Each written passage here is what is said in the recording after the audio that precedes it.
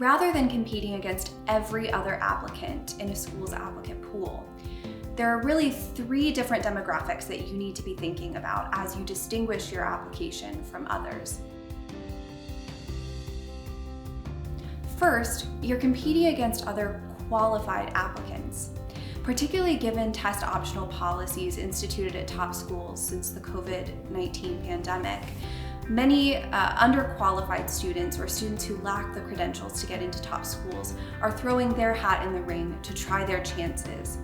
That doesn't mean that these students are really adding to the competition at these schools. It simply means that they're adding numbers to their applicant pool.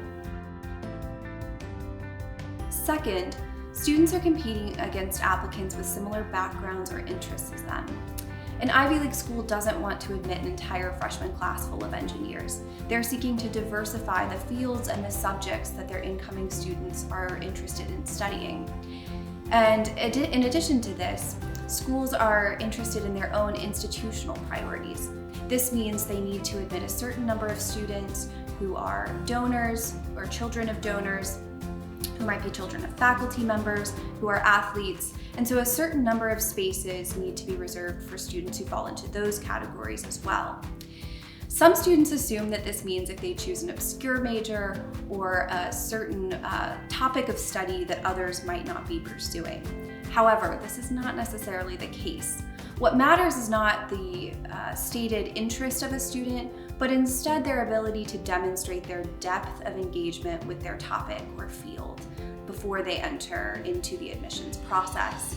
So instead of simply choosing to study classics because you believe that there are fewer applicants, you would only be able to stand out in that field if you have a demonstrated history of engaging in a unique and tangible way with that field of study prior to applying. Finally, students are competing against classmates and those from other schools in their region. In general, colleges seek to admit students who come from a diverse geographical background. This means students that are both domestic and international, but also that students are coming from various different states, as well as different types of geographies, so more rural locations as well as bigger metropolises. Additionally, top colleges will try to limit the number of applicants they receive from a given secondary school. This doesn't mean that only 1 or 2 students from a school like Horace Mann or Phillips Exeter are going to be accepted. In fact, these schools send dozens of students into various Ivy League schools each year.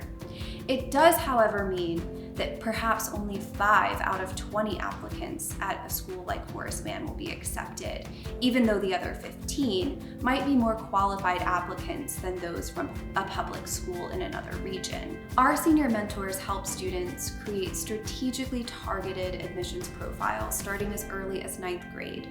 We help students identify who their competition is and help them articulate the unique benefit that they will bring to their future institution in order to stand out and earn acceptance to their dream schools.